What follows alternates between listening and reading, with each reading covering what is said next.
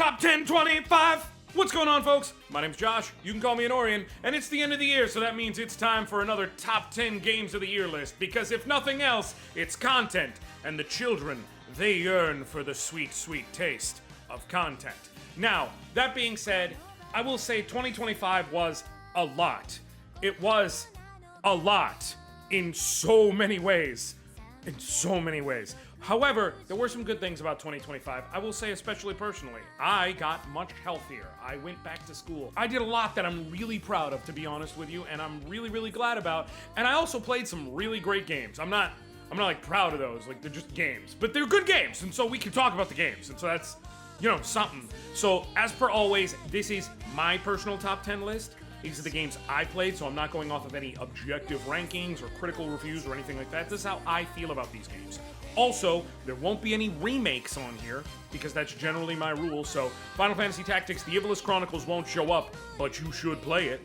And also, any game I didn't play obviously doesn't show up, because how would I know I didn't play it? So, Silk Song's not going to be on the list. Sorry, folks, never got around to playing it. I haven't even played Hollow Knight. At some point, I should probably play Hollow Knight so that I can play Silk Song. Like a Dragon, Pirate Yakuza in Hawaii. This will shock you, given this, and like the music and everything else, but didn't get around to playing it, okay? It just didn't happen. So, it's not going to be on the list. So these are my top 10 games that I played in 2025. And that's just, it's... I hope you enjoy. If you don't enjoy, that's fine. You can make your own list. Like, I don't know, man. Do the thing and put on number 10. Let's hit the list. Number 10. Sunderfolk. So this game felt weird to include because it was the first game I was ever sponsored by, so it felt, am I clouding my judgment or anything like that? But no, I really genuinely enjoyed Sunderfolk. I enjoyed Sunderfolk the first time I ever played it. I still enjoy Sunderfolk now. I enjoy playing it with my kids. I enjoy playing it with my friends. The only thing about it is, it isn't a great game for playing by yourself comparative to some of the other games on this list, and I don't tend to default to multiplayer gaming as much as I enjoy it. So that does put it lower down on the list compared to where it might otherwise be. But it's super fun. The combat and the mechanics and everything are super original, and this sort of board game via video game feel is incredibly good. Also, the fact that it's such a great value for the cost that only one person needs to buy it and everyone can play. You only need your phones as controllers. It is truly, truly a fun time to me, and I really greatly enjoyed my time with it.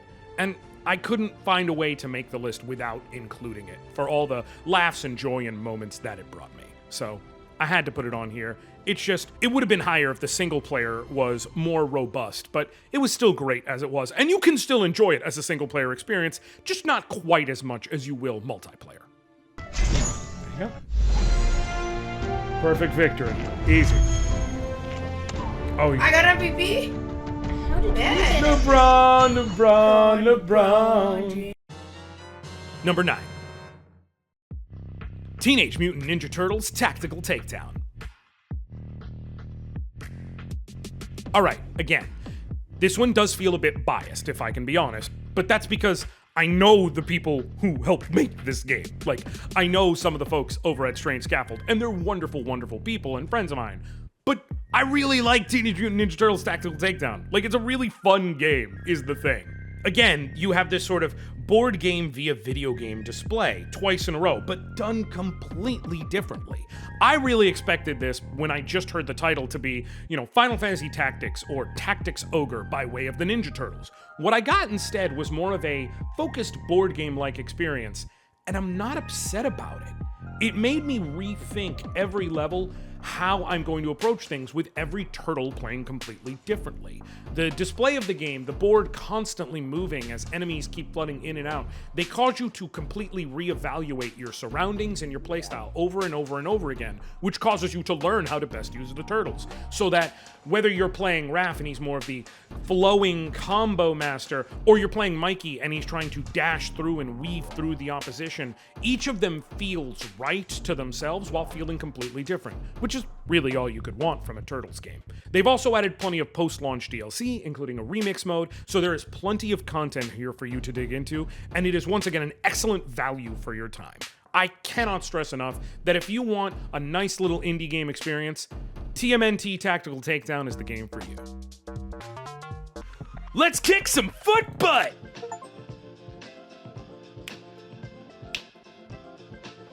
I am genuinely digging the soundtrack for this. Number 8. Lost Eidolon's Veil of the Witch. Look, I'm a huge Ocean Drive Studios fan. I'm well on the record with this. If you search this channel, you're gonna find videos for the original Lost Eidolons. You're gonna find an early preview video for Lost Eidolon's Veil of the Witch. Hell, I was the first person in the world, as far as I'm aware, to stream this game because I'm tight with the developers. I love this game. I love these games in general. I love this series. I gotta be honest though, that doesn't change the fact that I had a ton of fun with this game. The Lost Eidolon strategy RPG formula, mixed with the roguelike approach, was a superb combo. It is peanut butter meets chocolate. You can do run after run after run, unlocking things. I have already come to the terms to the fact that I'm going to buy this game again on the Switch because I think that it's a perfect mobile title to play. And so, I can tell you right now, no matter what platform you plan to play it on, you'll get plenty of hours of content out of it. The characters are good and fun, the world building is great, the aesthetic is excellent, and the mechanics are just really fun and enjoyable. There's really nothing it does badly. It may not be the greatest game I played, but that doesn't mean it's not great. All of the parts come together superbly, and they just sing while they're together. And that's really all I needed out of it. I guess this sword belongs to me. Let's see if I remember how to use it. Number 7. Mario Kart World.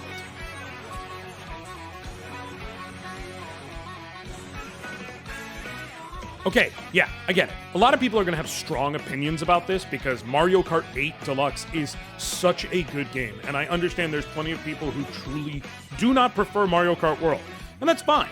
I'm not even saying I necessarily do prefer Mario Kart World, but this game kicks ass. It's fun. Free roaming is fun.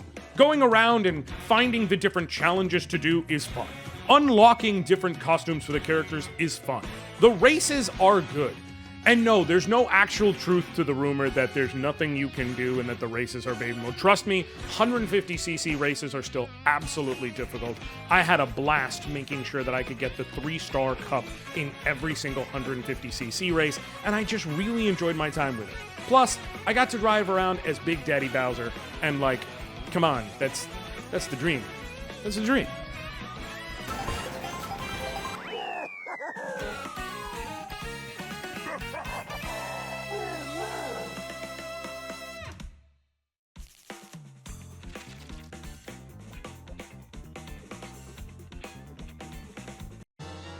Number 6. Octopath Traveler 0. I'm going to be 100% honest with you. This was both the latest addition to the list and the most surprising to me. Not counting any sort of indie that I didn't know about or anything like that. But in terms of the actual game, I knew Octopath Traveler 0 was coming. I did not think I would love it as much as I did, but this really is the best Octopath Traveler game. My issue with the series in the past has been that of the 8 characters, because they're all done individually and don't have any inter-party dynamics, you have this thing where the stories don't feel cohesive, and if the 8 individual stories aren't strong enough, then it starts to fall apart. Octopath Traveler 1 is fine, with a few standouts and some duds. Octopath Traveler 2 is great in my opinion. Almost every character's story is good. Several of them are absolutely superb. Of course, shoutouts to Particio and Throne A, but I also loved Hikari and Ochette. There's so many wonderful stories in that game, so you can push through and you can enjoy what's there. Octopath Traveler 0 went in the other direction, focusing less on the individual character stories and more on the narrative of the world and what you're facing down. Think of it more like playing Dragon Quest or something along those lines, and by that I mean the original Dragon Quest, where the main character is more of the blank slate and it's the world that builds the story. Because of this, they spent plenty of time making that story excellent, and they really, really made it excellent. Right off rip, the first 3 villains they establish you with are just generational bangers, and it never lets down from there. The world building is fun. The literal building mechanic of town building is fun. The mechanics are fun. It's such a good game. This really came by surprise and took hold of me at the end of the year, and I am absolutely going to end up sinking 80 to 100 hours into this thing because I'm just having so much fun. I'll crush you! Yes! Is that all?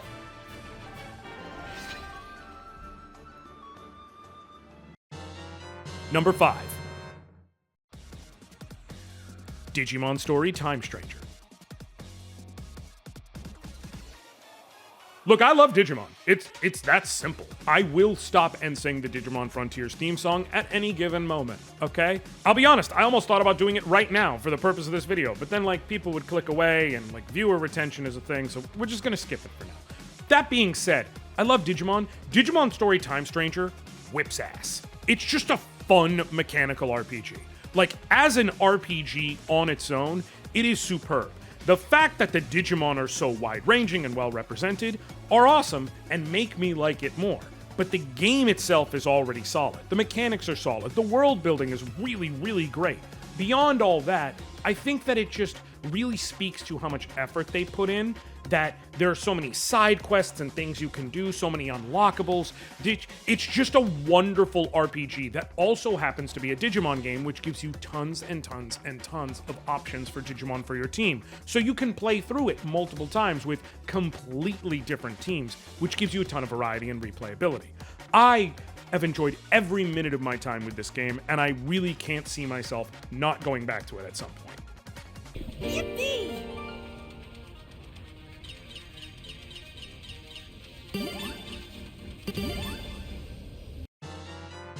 Number 4.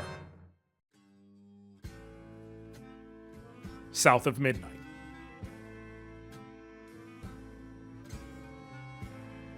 South of Midnight is nothing short of art.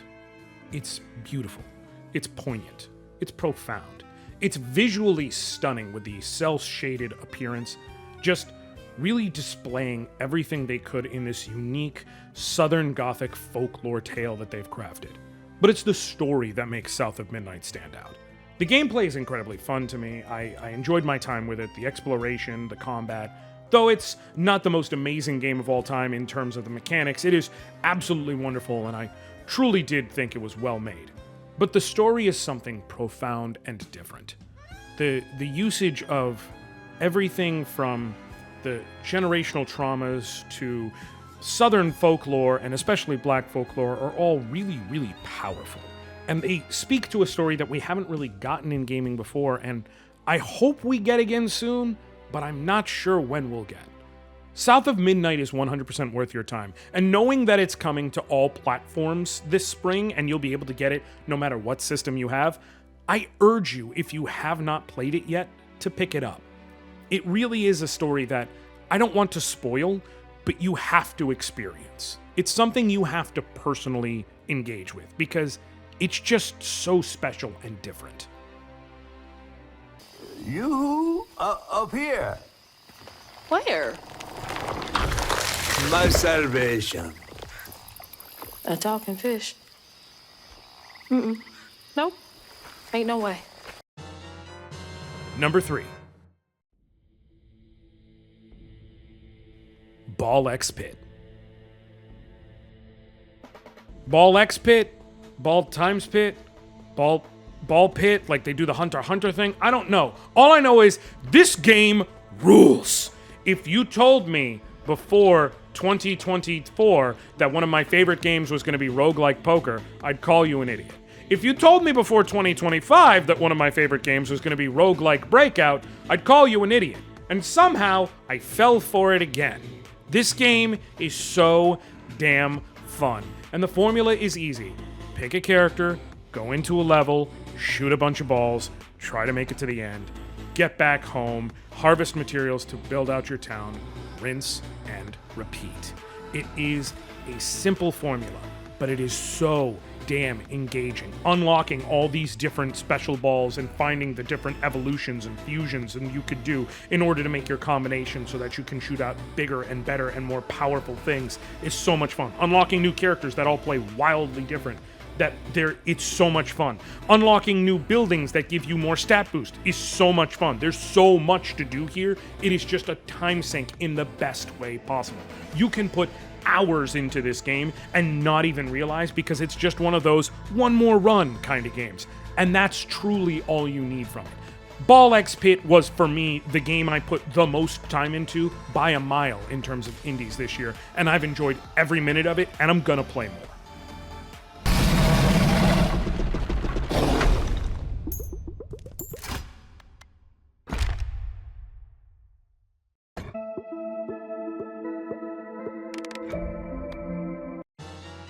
Number 2. Dynasty Warriors Origins.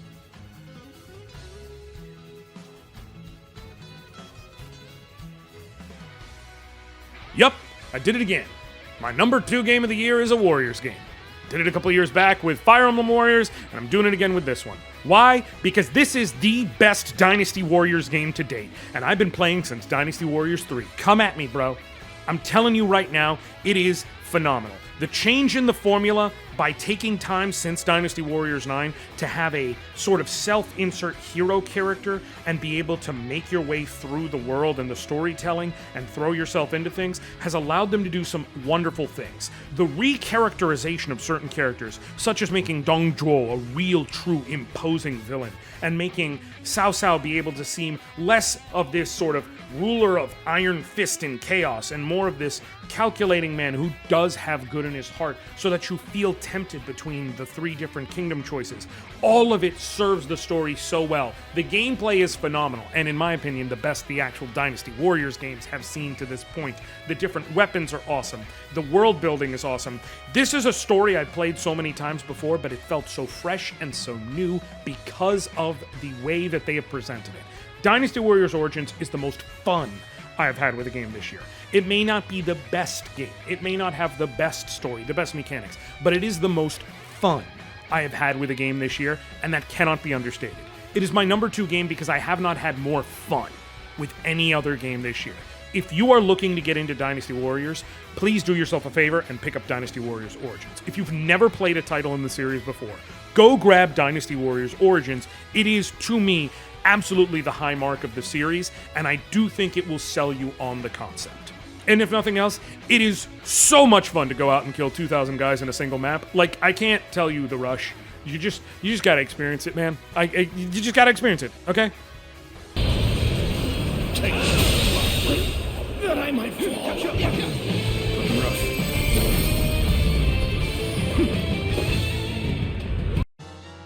Number 1.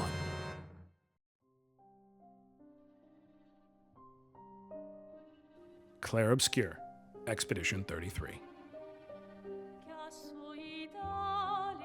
Yeah, completely unsurprising. Clair Obscur wins another award, but like, dog, what do you want me to do? Clair Obscur was the best game that came out this year. It was special. It was superb. Like, I cannot stress enough how truly phenomenal it was. The mechanics are amazing. I love the active time combat that apes bits of things like the Mario and Luigi or Mario RPG games and Legend of Dragoon and other such things, with the timed hits being so integral to combat.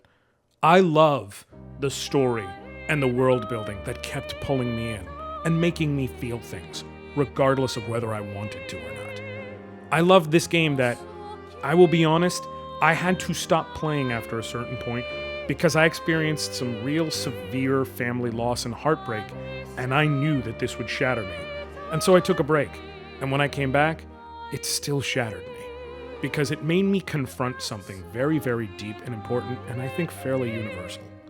It made me handle loss, because ultimately, Clair Obscur tells a story about loss, about handling that loss, about how you move forward in the wake of that loss, about the choices you make, and about the importance and necessity of facing these things, about how there's beauty in life, about how Life doesn't stop, but that doesn't mean that you can't find the moments.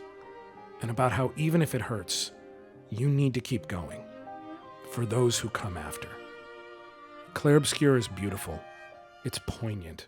It's heartbreaking. It's incredible. And yeah, in the midst of it, sometimes you'll have to fight a mime. And sometimes you'll face something that can only be described as French as hell. But at the end of the day, if you took away anything else, this game is just one that makes you cry. It makes you face things that you may not be prepared to. And that's what makes it stand out. The game is amazing. The game is incredible. But the story is one that's gonna sit in my heart. And so that's why I could not give my number one game this year to anything other than Clair Obscur Expedition 33. And so, we move on for those who come after.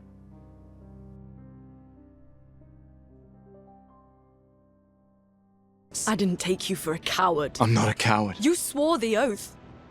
When one falls, we continue. Yes, I know. When one falls. When one falls. Not if. When. We knew not all of us would make it. But we continue. So that was my list. I'm sure you're gonna agree with some things, you're gonna disagree with other things. You might hate my whole list, TBH. I'm not perfectly sure, but here's what I need to know. What games did you really enjoy?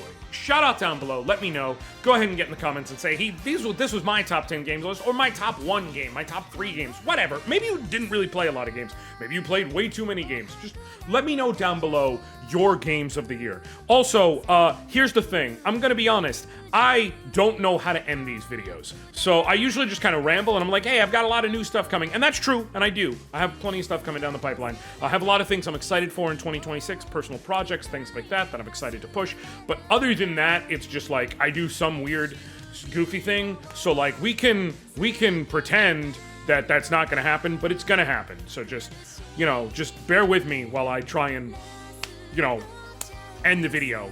I'm doing 12 for 12 next year. There's a short video on that. I'll throw a thingy, card, that's the word. I'll throw a card in the corner. I'm gonna throw a card in the corner of my 12 for 12. I'll be playing 12 games recommended by 12 friends across the next 12 months. I'll be streaming some of them. I'll be doing some of them as actual Let's Play style VODs, things like that. And some of them I'm just gonna do short form videos talking about how I feel, especially shorter ones. There's kind of a whole mix in there. I'm really excited for a lot of them, and we'll see what's going on. I have a lot of hope for next year. Some good things coming through, and I think my life is on an upswing, and I'm hoping, if nothing else, that for 2026, yours is as well. So, with that all being said, thank you so very much for watching. I love y'all. I appreciate y'all. I thank y'all. And until next time, I'll catch you later, fam. All right. This is the end of the video. This isn't like an Avengers movie. There's no post-credits scene, right? This doesn't end with Samuel L. Jackson walking around the corner and trying to talk to me about the Avengers Endgame initiative. I do need to be clear. Chris Evans is gonna be back, I guess. That's something. I don't know what I'm talking about anymore. The weird part is I'm in control of all this. So why have I not cut off the video yet is the big question. What am I actually even doing in it? Like, comment, subscribe.